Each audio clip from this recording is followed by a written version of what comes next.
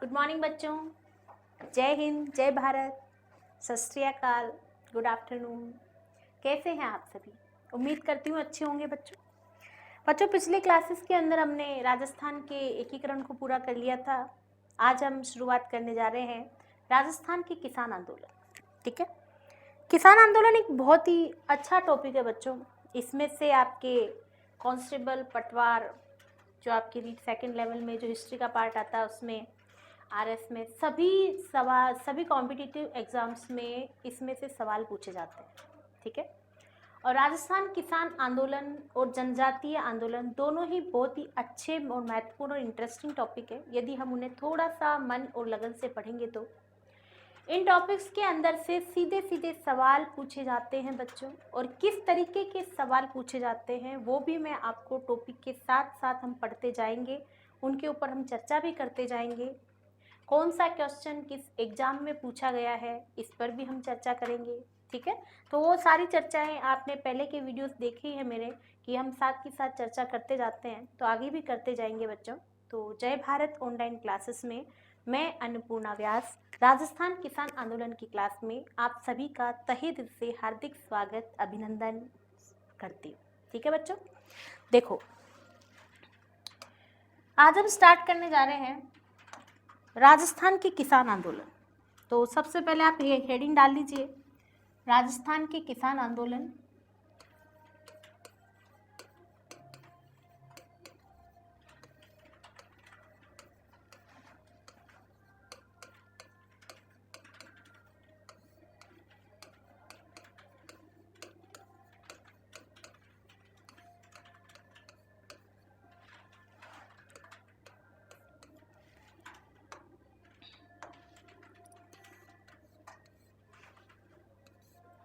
ठीक है, अब सबसे पहले कॉपी पेन को आराम से नीचे रख दो, अच्छे से देखो, सुनो और समझो कि आखिर ये किसान आंदोलन क्यों हुए, कि ना किसान आंदोलन क्या थे, और ऐसी क्या ज़रूरत आ पड़ी कि राजस्थान के किसानों को जो मिट्टी में से सोना उगाते हैं उन्हें भी आंदोलन करने की ज़रूरत पड़ गई। ऐसी क्या मुसीबतें आ गई। हमारे भारत के ऊपर अंग्रेजों का शासन था, क्रांतिकारियों ने आंदोलन किए, क्रांति हुई, बहुत सारे आतंक हुए, लेकिन किसानों ने भी आंदोलन किए अपनी मांगों के लिए। अपनी मिट्टी से सोना उपजाने वाले, जो खुद अपने बाहुबल के ऊपर विश्वास रखते हैं, जो पूरी दुनिया का पेट भरते हैं, उन किसानों को भी आंदोलन करना पड़ा हमारे भारत के अंदर, हमारे इस प्यारे राजस्थान के अंदर। तो ऐसी क्या स्थितियां हुई, ऐसी क्या परिस्थितियां हुई, हम थोड़ी सी चर्चा करेंगे उसके ऊपर। तो कॉपी पेन नीचे रख दो, आराम से सुनो, देखो और समझो बच्चों। ये जो किसान आंदोलन हुए थे ना, ये किसान आंदोलन जागीरदारों, ठिकानेदार और जो सत्ताधारी वर्ग के लोग थे, उन्होंने जो अत्याचार किए किसानों के ऊपर, उन अत्याचारों के विरोध में ये किसान आंदोलन हुए थे। कैसे हुए हम जानते हैं, हमारे ऊपर अंग्रेजों का अधिकार था, तो अंग्रेजों के संरक्षण के अंदर राजस्थान के क्या संपूर्ण भारत के सभी शासक, सभी रियासतों के शासक ईस्ट इंडिया कंपनी के अधीन हो चुके थे। तो अंग्रेजों के संरक्षण के अंदर संरक्षित होकर के वो काम कर रहे थे, निश्चिंत हो चुके थे कि हमारी रक्षा कौन करेंगे, अंग्रेज करेंगे। इस बात के लिए कौन निश्चिंत थे, राजा और महाराजा निश्चिंत थे। पहले के समय में जब अंग्रेज नहीं आए थे, 1818 से पहले, जब हमारी ईस्ट इंडिया कंपनी के साथ साइक संधिया नहीं हुई थी, उससे पहले राजा महाराजा स्वयं रक्षा करते थे अपनी प्रजा की और अपने राज्य की। किसके बलबूते पर? अपनी प्रजा के बलबूते पर, अपने सैन्य दल के बलबूते पर। करते थे या नहीं करते थे? करते थे। और पहले हमारे ऊपर तुर्की आक्रमणकारी होते थे, अरबी आक्रमणकारी आते थे, विदेशी आक्रमणकारी आते थे। तो बाहर से जब भी कोई आक्रमण करता था तो राजा अपनी प्रजा की मदद लेता था, अपनी सैन्य दल को मजबूत करता था, अपने खजाने में पैसा रखता था, और इस सब से वो प्रजा का भी पेट भरता था और बड़ी मजबूती से अपने स्वाभिमान के साथ, अपने आत्मबल के साथ में युद्ध करते हुए वो विजयी होकर के स्वयं संरक्षित रहता था। लेकिन बच्चों, जब से अंग्रेज आए, अंग्रेजों के साथ संधिया करी, मराठों के कारण हमने संधिया करी थी, लेकिन वो मराठे तो चले गए, लेकिन धीरे धीरे हम अंग्रेजों के बिल्कुल अधीन हो गए। जो शासक थे ना, वो क्या समझते थे, भाई अंग्रेजों को एक निश्चित राशि का कर देना है, साल का या महीने का जो भी देना होता था, किराया देना जिस तरीके से, और वो हमारी रक्षा करेंगे साहब। तो जो शासक थे, भारतीय शासक थे, वो एक तरीके से निश्चिंत हो चुके थे कि भाई हम तो अंग्रेजों को इतना कर दे देंगे, उसके बाद में रक्षा करना किसका काम है, अंग्रेजों का काम है। और वो शासक वो कर की राशि कहाँ से लाएगा भाई, कहाँ से लाएगा।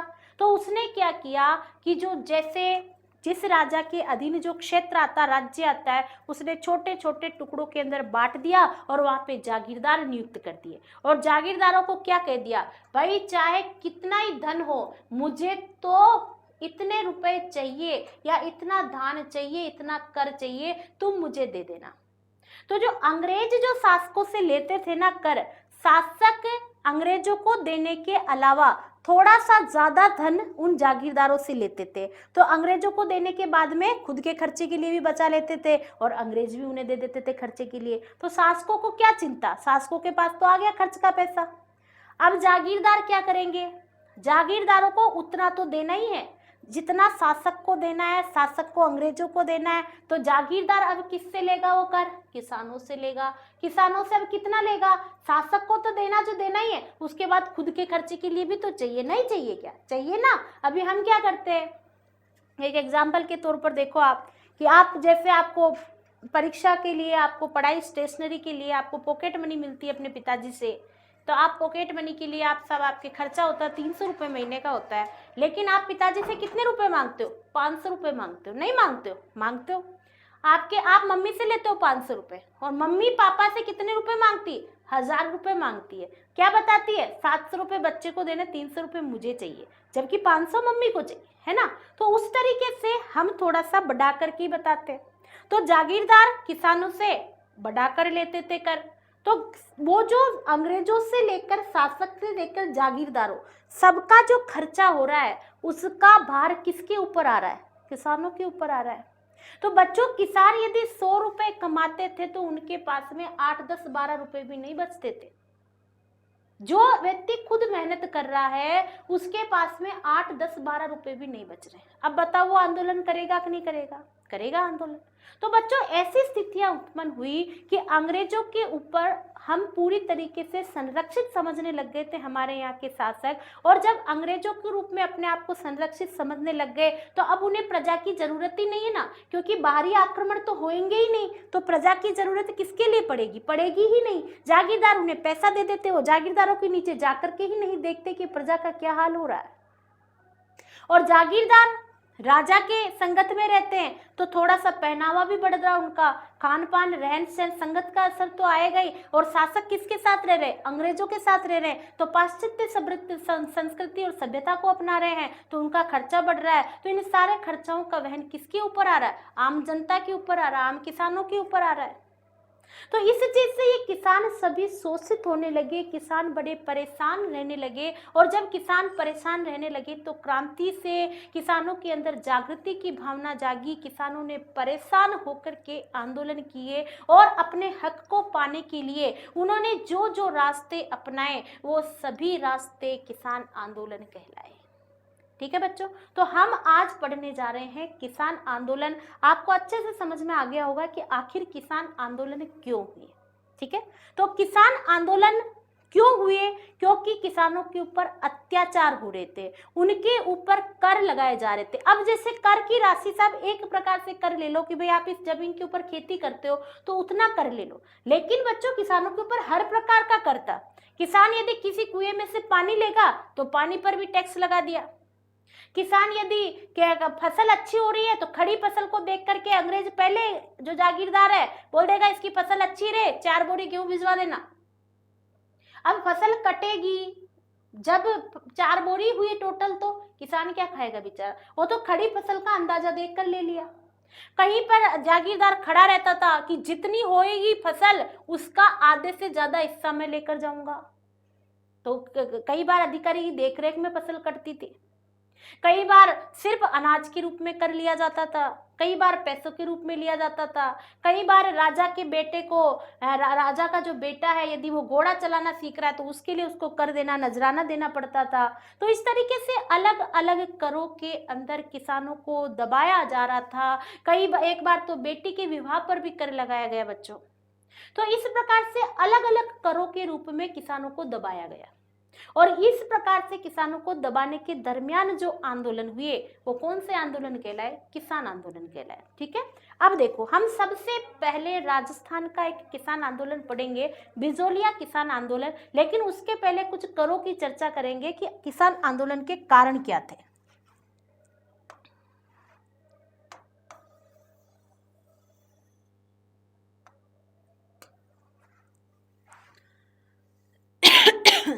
तो इसमें आप लिखेंगे कारण,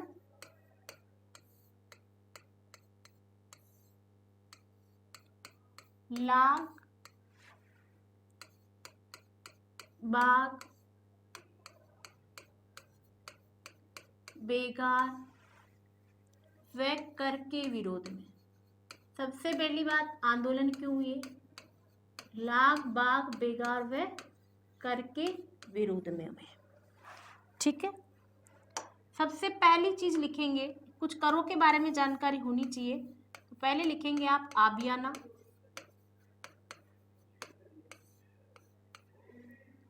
आबियाना का मतलब क्या होता है?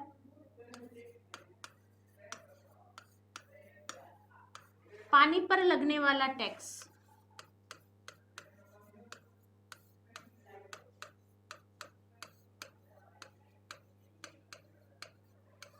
आबियाना पानी पर लगने वाला टैक्स।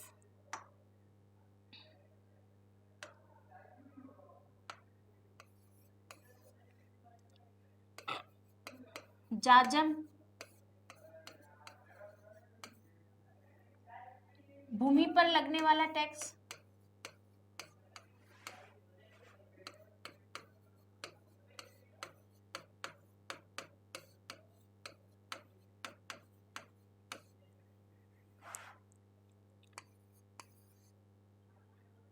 सिंगोटी, पशुओं पर भी कर लगता था बच्चों। मवेशियों पर लगने वाला कर, मवेशियों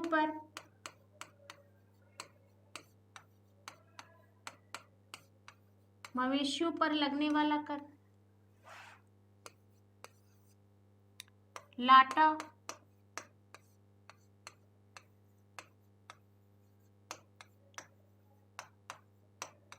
अधिकारी की देखरेख में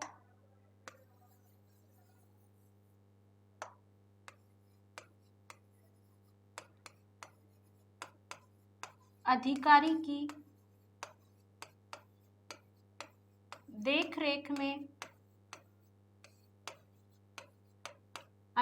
की देखरेख में फसल काट कर लिया जाता था।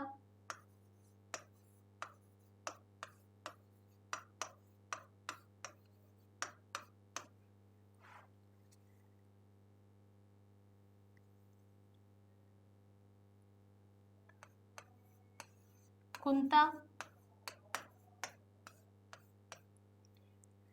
अधिकारी खड़ी फसल का अंदाजा लगाकर अधिकारी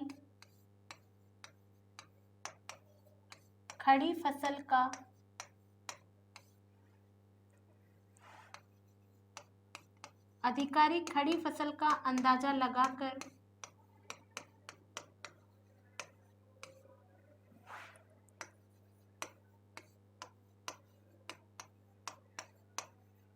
कर ले लिया करता था।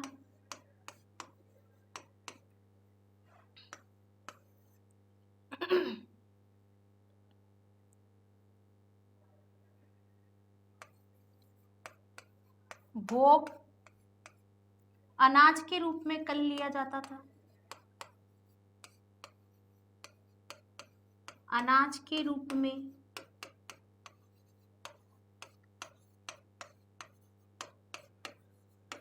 कर लिया जाता था।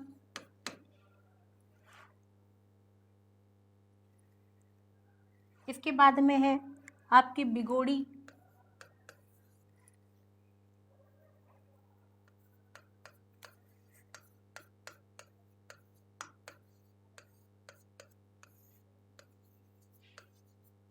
धन के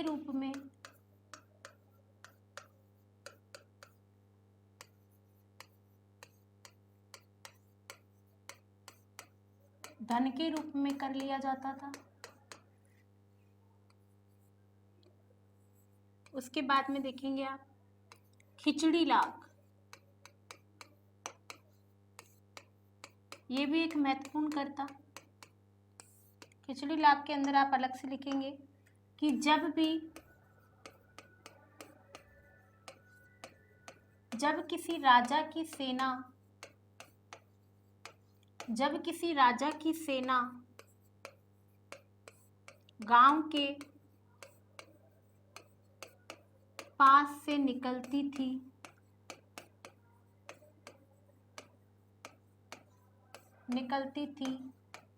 तो उसके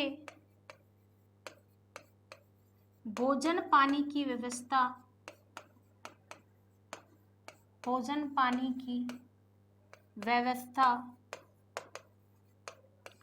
वहां के किसानों की होती थी।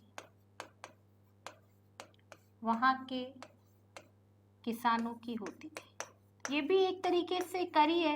जो किसान अपने खुद का पेट नहीं भर पा रहा है, कर के तले दबा हुआ है, वो इतनी बड़ी सेना का पेट कैसे भरेगा? ये भी एक तरीके से कर ही है बच्चों।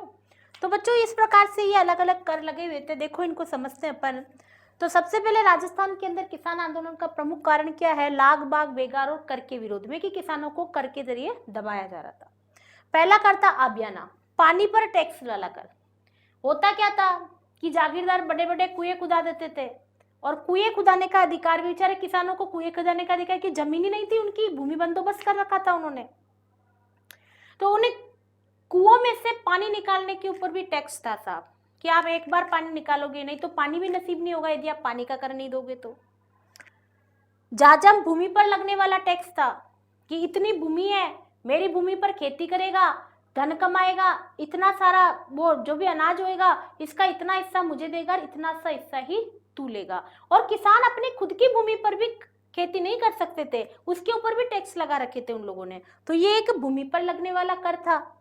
सिंगोटी मवेशियों पर लगने वाला कर, यदि किसी के 4 भैंसे हैं तो 4 भैंसे पानी पिएगी, 4 भैंसे जो दूध देगी, 4 भैंसे जो घास खाएगी, उन सब के खर्चे को मिला करके भी टैक्स दिया जाता था इनको। तो इस तरीके से मवेशियों पर लगने वाला कर था। लाटा, भाई कि अधिकारी आता था कर लेने के लिए, जागीरदार आता था, देखता था अरे यार खेत के अंदर बड़ी घनी घनी फसल हो रही है, भाई तेरे तो फसल अच्छी है, तू तो मेरे 7 बोरी गेहूं भिजवा देना। अब बेचारे के क्या पता बारिश अच्छी नहीं हो फसल कटने समय, क्या पता कीड़े लग जाएं, और पूरी फसल कटने के बाद में कितनी बोरी होगी क्या पता, और पहले ही अधिकारी तो बोल गया है 7 बोरी भिजवा देना। मैक्सिमम वो ज्यादा ही बोल कर जाते थे, तो किसान जितनी होती थी उसमें से यदि 8 बोरी हुई, यदि 7 बोरी उसने कर में देती तो उसके पास कितनी बची? 1 बोरी। तो इस तरीके से अधिकारी की देखरेख में फसल काट करके कर दिया जाता था। ये तो अधिकारी की देखरेख में अधिकारी खड़ा रह करके भी कटवाता था, और अधिकारी खड़ी फसल का अंदाजा लगा लेता था, जो मैंने अभी आपको बताया। और कई बार अधिकारी खड़ा रहता था, जितनी फसल कटती थी, 10 बोरी हुई है तो मैं लूंगा 7 बोरी, 3 बोरी तेरे। तो इस प्रकार से अलग अलग प्रकार से उनके ऊपर कर लगाए जाते थे। तो जब अधिकारी देख कर लेता था तो वो लाटा कहलाता था, और जब अधिकारी खड़ी फसल का अंदाजा लगाता था तो वह कुंता कहलाता था। भोग अनाज के रूप में कर लिया जाता था, सारा ही कर, चाहे मवेशियों पर लगने वाला कर हो और चाहे कोई सा भी कर हो, किस रूप में लिया जा रहा है? अनाज के रूप में लिया जा रहा है। कौन सा कर कहला रहा है? वो भोग कहला रहा है। बिगोड़ी धन के रूप में कर लिया जाता था, कि भाई मैं तो पैसे ही लेंगे, हम तो धन नहीं लेंगे। तुम गेहूं को बेचो चाहे किसी भी भाव में बिके, और वो बिकने के बाद में जो कर होगा वो कौन सा कर होगा? आपका बिगोड़ी कर होगा।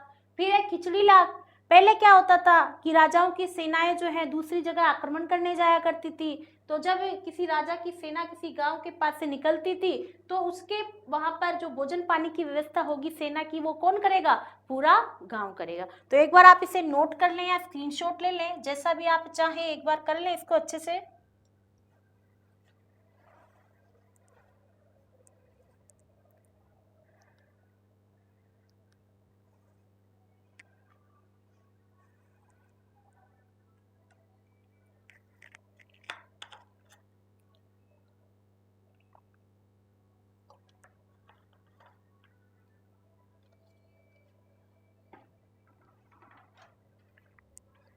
ठीक है बच्चों, अब देखेंगे आप आगे।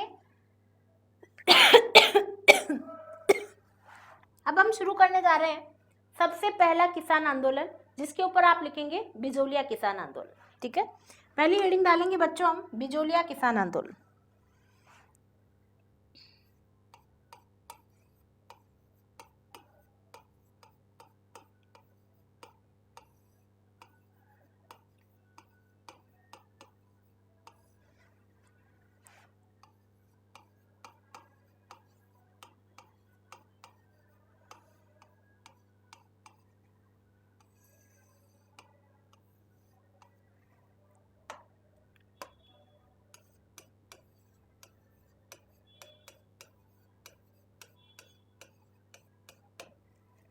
अब देखो बिजोलिया किसान आंदोलन।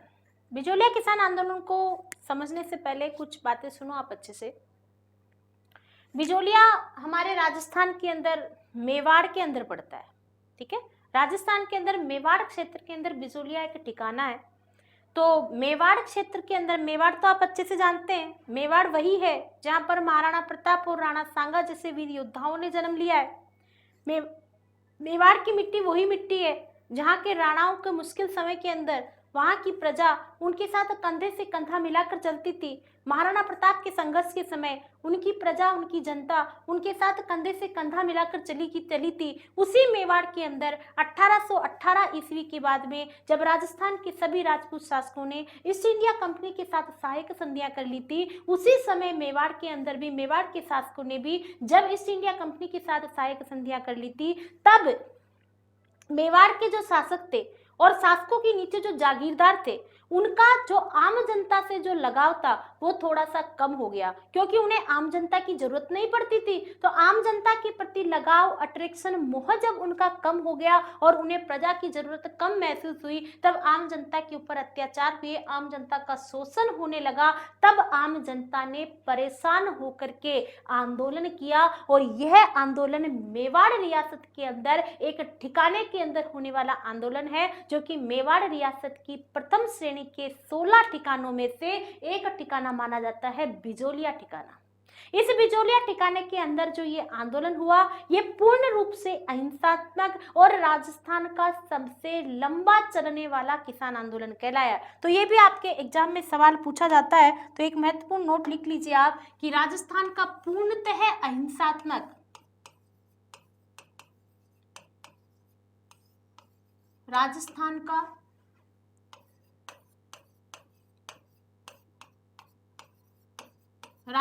का पूर्णतः अहिंसात्मक व सबसे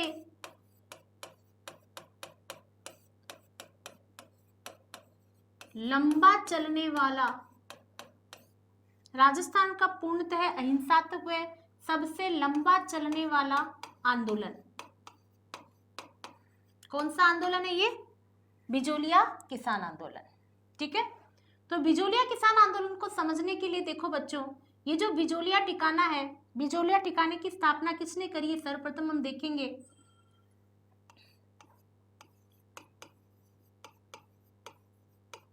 स्थापना या इसके संस्थापक। बिजोलिया ठिकाने के संस्थापक कौन है? तो बिजोलिया ठिकाने के संस्थापक हैं अशोक परमार। अशोक परमार ने बिजोलिया ठिकाने की स्थापना करी है।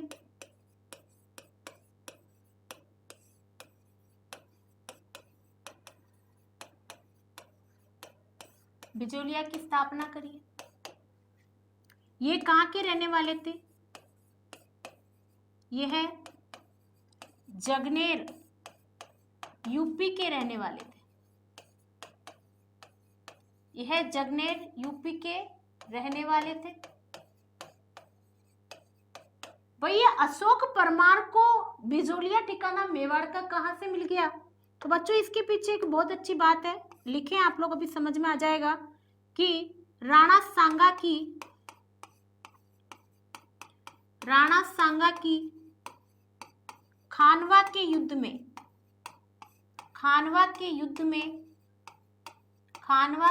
में अशोक परमार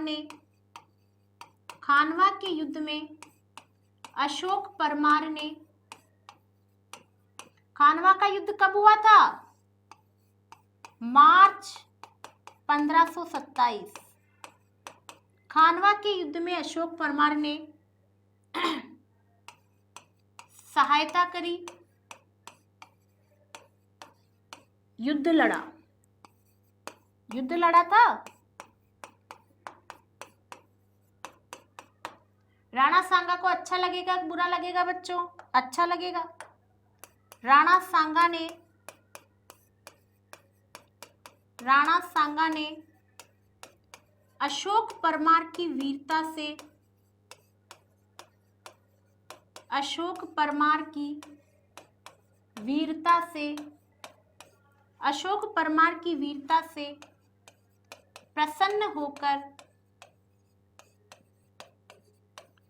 प्रसन्न होकर ऊपरमाल की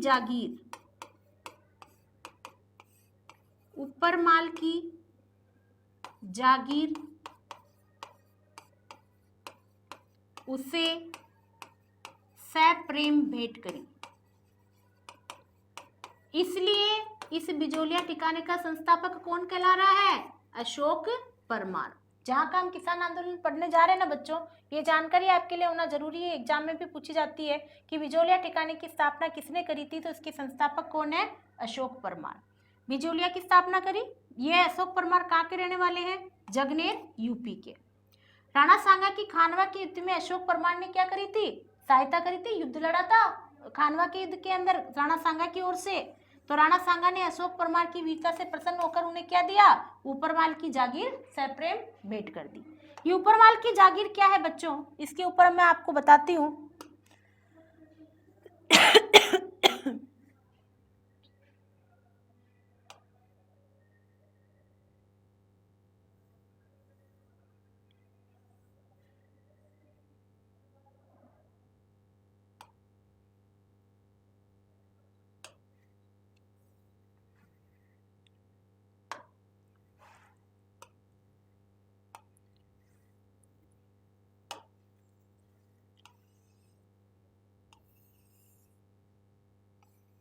ये देखो, ये आपके पास में भीलवाड़ा,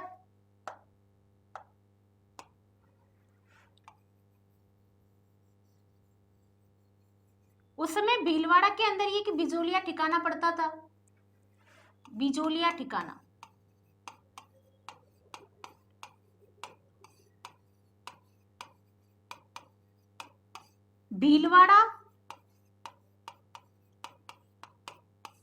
भीलवाड़ा और भैंसरोडगढ़,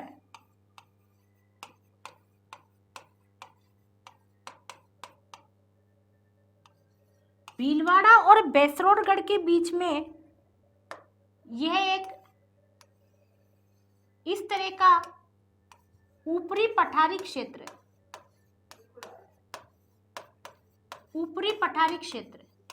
ये जो ऊपरी पठारी क्षेत्र है ना, यही क्षेत्र ऊपरमाल का क्षेत्र कहलाया। ये कौन सा क्षेत्र कहलाया? ऊपरमाल क्षेत्र कहलाया। और इसी ऊपरमाल क्षेत्र को क्या कहा गया है? इसी को बिजोलिया कहा गया है। इसी का प्राचीन नाम क्या है? इसका प्राचीन नाम विज्यावली। इसका प्राचीन नाम क्या है बच्चों? विज्यावली। इसका प्राचीन नाम क्या है? विज्यावली। ये जो बिजोलिया है ना, ये मेवाड़ के प्रथम श्रेणी के 16 ठिकानों में से, मेवाड़ के प्रथम श्रेणी के, मेवाड़ के प्रथम श्रेणी के 16 ठिकानों में से, मेवाड़ के प्रथम श्रेणी के 16 ठिकानों में से एक है। और भी कई अन्य ठिकाने थे, 16 ठिकाने जो थे, जैसे कि सलुम्बर,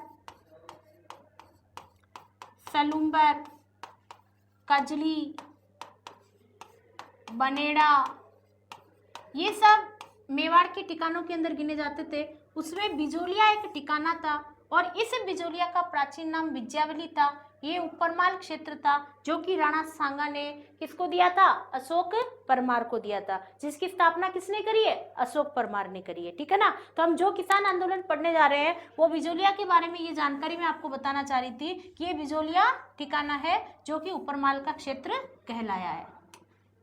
ठीक है बच्चों, तो इसका आप स्क्रीनशॉट ले लें अच्छे से कि बिजोलिया किसान आंदोलन राजस्थान का पूर्णतः अहिंसात्मक का सबसे लंबा चलने वाला आंदोलन है। इसके संस्थापक अशोक परमार है जो जगनेर यूपी के रहने वाले हैं और इन्हें ये सैप्रेम भेंट के अंदर मिला है। ठीक है, यहाँ तक समझ में आया आपको बहुत अच्छे से?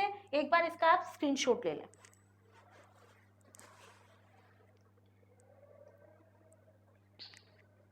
ठीक है बच्चों, अब देखो आगे। अब देखो बिजोलिया किसान आंदोलन कहाँ से प्रारंभ हो रहा है। हमने देखा 1897 ईस्वी से लेकर 1941 ईस्वी तक, लेकिन शुरुआत में आंदोलन थोड़ी हो गए थे यार। देखो इसमें बहुत सारे शासक आए। कौन कौन आए? सबसे पहले यहाँ पर आए केशव दास, यहाँ के शासक बने केशव दास। दूसरे शासक बने यहाँ पर गोविंद दास।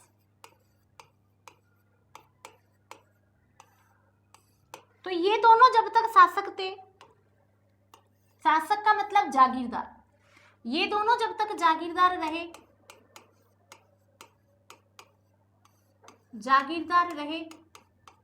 किसानों को कोई परेशानी नहीं हुई। ये जो निश्चित लगान थी ना वो ही लेते थे, किसानों पर अत्याचार नहीं करते थे। क्योंकि एक तो क्या ये पुराने थे, एक ये बिजोलिया की मिट्टी से संबंध रखते थे, बिजोलिया के थे, तो इन्हें आम जनता से लगाव था बच्चों। तो ये किसानों को कोई परेशानी नहीं हुई।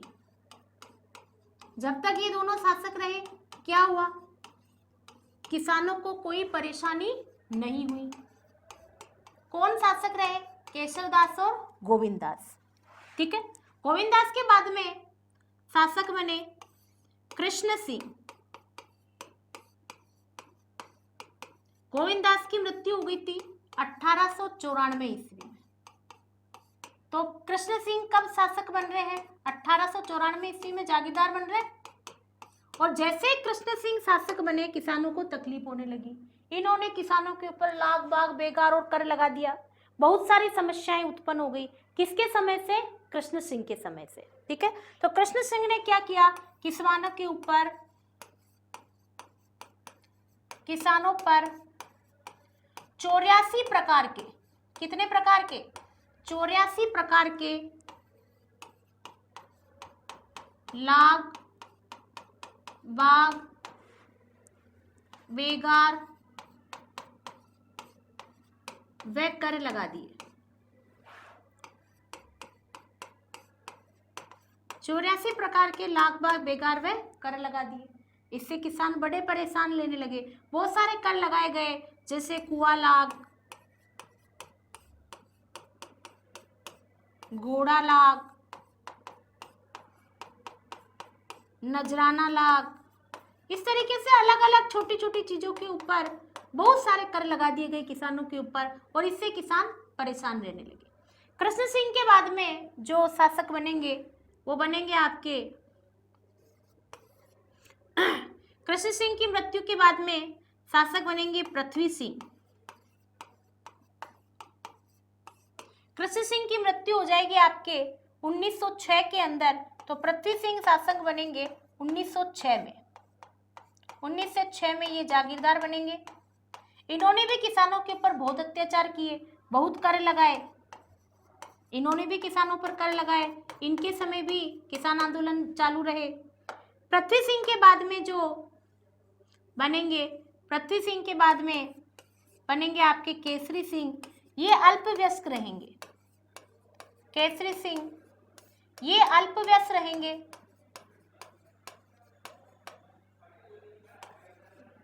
अल्पवयस्क थे तो यहाँ पर जो शासन होगा वो उदयपुर प्रशासन संभालेगा। कौन संभालेगा? उदयपुर प्रशासन। आप लोगों को अच्छे से समझ में आ जाएगा बच्चों, आप चिंता ना करें। ये एक छोटी सी मैंने भूमिका तैयार करी है कि हम कहाँ से कहाँ चलेंगे, हम किस किस को पढ़ेंगे, इसलिए एक छोटी सी एक भूमिका बताइए आपको, इसे समझने का प्रयास करें अच्छे से। देखो, सबसे पहले जो जागीरदार बनेंगे कौन बनेंगे? केशवदास। केशवदास और गोविंददास जब तक जागीरदार रहे किसी तरह की कोई समस्या नहीं हुई, क्योंकि उन्हें किसानों से प्रेम था। उसके बाद में इनके पुत्र कृष्ण सिंह जागीरदार बनते हैं 1894 ईस्वी में। जैसे ही वो जागीरदार बनते हैं बच्चों, और किसानों के ऊपर लाख बाग बेगार और कर लगा देते हैं, अत्याचार करना चालू कर देते हैं, बेचारे किसान बड़े परेशान रहने लगते हैं। अब किसान परेशान रह रहे हैं तो आंदोलन करेंगे। 84 प्रकार के लाख बाग और कर लगा दिए गए। इनके बाद में पृथ्वी सिंह शासक बनेंगे 1906 में। जब इन्होंने अपने पिता को कर लगाते हुए देखा है तो ये नहीं लगाएंगे। और पृथ्वी सिंह इनके गोद लिए हुए पुत्र थे, ये भरतपुर से बुलाए गए थे, इनके रिश्तेदार के पुत्र थे।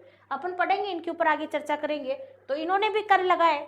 उसके बाद में केसरी सिंह, पृथ्वी सिंह के पुत्र केसरी सिंह जागीरदार बनते हैं, तो ये भी कर लगाते, लेकिन ये अल्पवयस्क थे, इसलिए उदयपुर से महाराणा फतेह सिंह ने अपने 2 व्यक्ति भेज दिए थे, ठीक है, अमर सिंह राणावत और डूंगर सिंह। तो उन्होंने आकर के थोड़ी सी बिजौलिया किसानों को रियायत दी थी, लेकिन जागीरदार और ठिकानेदारों ने उन रियायतों को नहीं माना, तो इससे किसानों को ज्यादा फायदा नहीं हुआ। ठीक है, तो इस तरीके से ये किसानों के शासक है। अब अपन शुरू से चलते हैं। तो केशवदास गोविंददास तक तो कोई समस्या ही नहीं है। अब कौन है यहाँ पर शासक? कृष्ण सिंह है। ठीक है, तो कृष्ण सिंह है साहब। अब कृष्ण सिंह क्या कर रहे हैं? किसानों के ऊपर अत्याचार कर रहे हैं।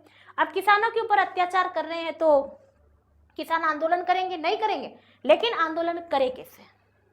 क्योंकि जागीरदारों के जो व्यक्ति है, ठिकानेदार के जो व्यक्ति हैं, वो पूरी तरीके से किसानों के ऊपर नजर रखते हैं साहब। किसान बेचारे इकट्ठे नहीं हो सकते 4 लोग से ज्यादा। 4 लोग से ज्यादा इकट्ठे हो जाए तो 5वां जागीरदार का व्यक्ति आ जाता। जागीरदार का संबंध सीधा शासक से, शासक का संबंध सीधा अंग्रेजों से नहीं है। अब यदि वो कुछ करे तो सीधे अंग्रेज गोलियां बरसा देंगे, शासक के व्यक्ति आ जाएंगे, सैनिक आ जाएंगे। तो बेचारे किसान इकट्ठे कैसे हुए, किस तरीके से वो आंदोलन करे, बड़े परेशान हो गए। तो 1894 से लेकर 1897 तक तो उन्होंने अत्याचार सहे, लेकिन 1897 के अंदर कुछ लोगों ने प्रारंभ में नेतृत्व किया और किसान आंदोलन को प्रारंभ करने का सोचा। कैसे प्रारंभ हुआ देखेंगे आप लोग। तो लिखेंगे आप प्रारंभ में नेतृत्व, बिजोलिया किसान आंदोलन का प्रारंभ में नेतृत्व कौन कर रहा है? प्रारंभ में नेतृत्व करेंगे साधु सीताराम दास।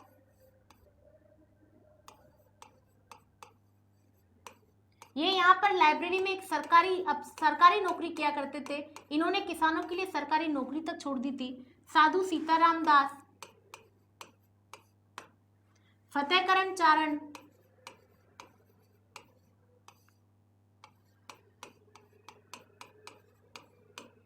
और ब्रह्मदेव, इन्होंने क्या किया भाई? इन्होंने प्रारंभ में नेतृत्व किया। प्रारंभ में नेतृत्व कैसे किया? इन्होंने सोचा कि यार किसी तरीके से किसानों को एकत्रित करना पड़ेगा, और एकत्रित करने के बाद में इनको एक सभा बुलाएंगे अपन, जिसका जागीरदारों को पता ना चले, और एकत्रित करके निश्चित करेंगे कि किस तरीके से किसानों की समस्याओं को कम किया जा सकता है, किस तरह से उनके ऊपर होने वाले अत्याचारों को कम किया जा सकता है। तो प्रारंभ में नेतृत्व किया। अब नेतृत्व करने के दरमियान ये क्या प्रयास करेंगे? तो एक बार क्या होता है, घटना होती है 1897 ईस्वी में। 1897 ईस्वी में गिरधारीपुरा गांव में, कौन से गांव में? गिरधारीपुरा गांव में। बिजोलिया के ठिकाने के अंदर एक गांव है गिरधारीपुरा गांव।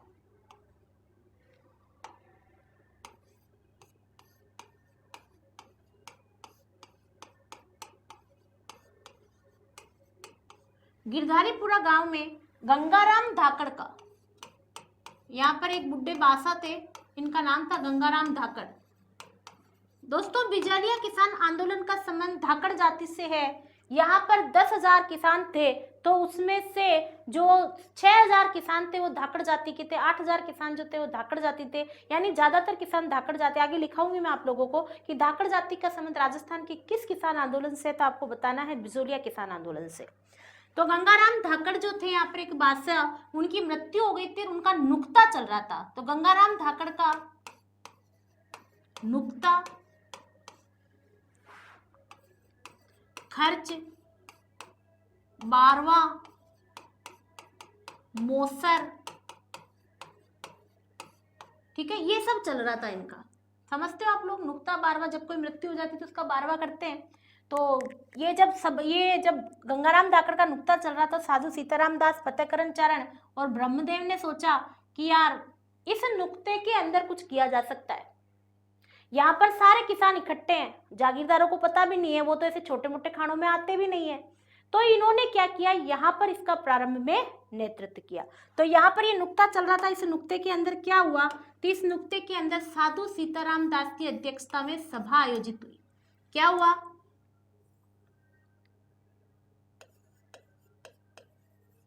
साधु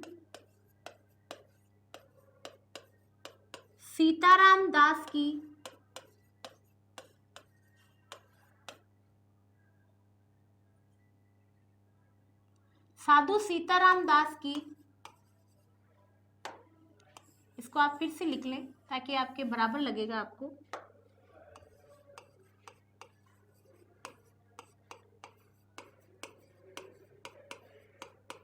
साधु सीताराम दास की अध्यक्षता में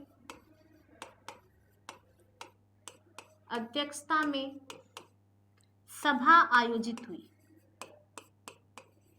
अब साधु सीताराम दास ने सभी को इकट्ठा किया, किसानों को, और इनको कहा कि यार भाई तुम इस तरीके से आखिर कब तक तुम लोग अत्याचार सहन करते रहोगे, कुछ तो करना पड़ेगा।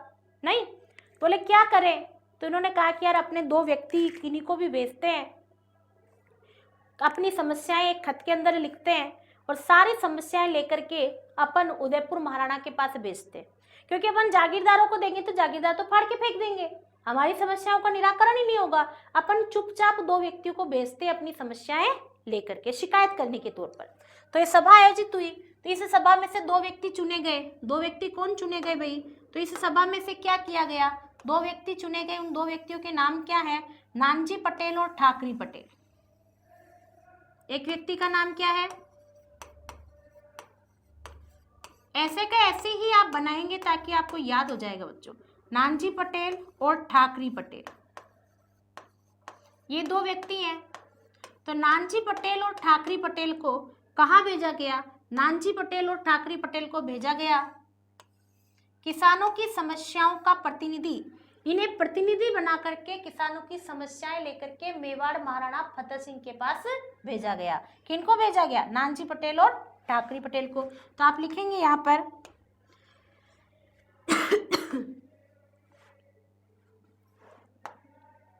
इन्हें प्रतिनिधि बनाकर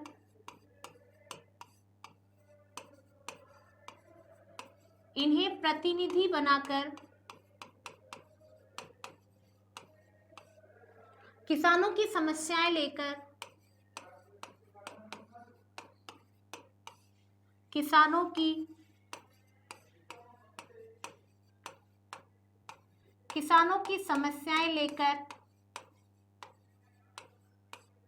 मेवाड़ महाराणा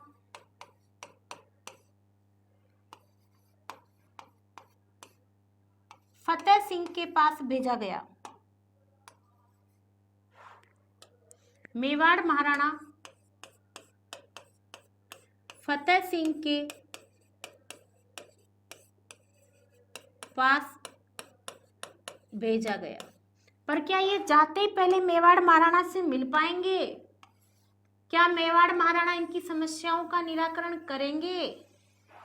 मेवाड़ महाराणा फतेह सिंह के पास भेजा गया। किनको भेजा गया? नानजी पटेल को। और ठाकरी पटेल को। ये दोनों व्यक्ति कहाँ के हैं भाई?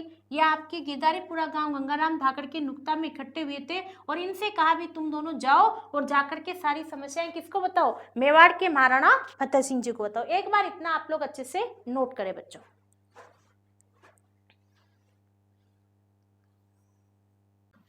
ठीक है बच्चों, तो अब देखो यहाँ तक आपने देख लिया कि भाई अब नानजी पटेल और ठाकरी पटेल को अपन ने कहाँ भेजा? मेवाड़ महाराणा फतेह सिंह जी के पास में।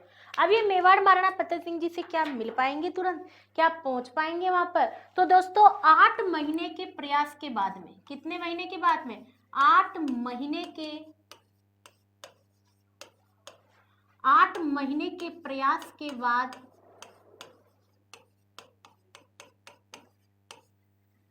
नानजी पटेल व ठाकरी पटेल,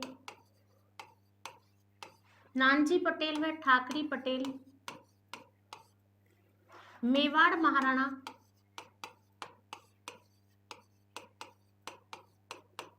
फतेह सिंह जी से मिलते हैं। फतेह सिंह जी के सामने अपनी समस्याएं रखी, के सामने अपनी समस्याएं रखी। फतेह सिंह जी के सामने क्या रखी? अपनी समस्याएं रखी। फतेह सिंह जी के सामने अपनी समस्याएं रखी साहब। अब देखो फतेह सिंह जी इन समस्याओं को सुनकर के कुछ करेंगे कि नहीं करेंगे? तो दोस्तों फतेह सिंह जी ने नानजी पटेल और ठाकरी पटेल की समस्याओं को सुना और सुनने के बाद में उन्होंने क्या किया? मेवाड़ महाराणा फतेह सिंह जी ने मेवाड़ महाराणा फतेह सिंह जी ने हाकिम हामिद हुसैन, ये नाम बहुत ही इंपॉर्टेंट है, एग्जाम में पूछा जाता है। हाकिम हामिद हुसैन नामक व्यक्ति की नियुक्ति करी। नामक व्यक्ति की नियुक्ति करी।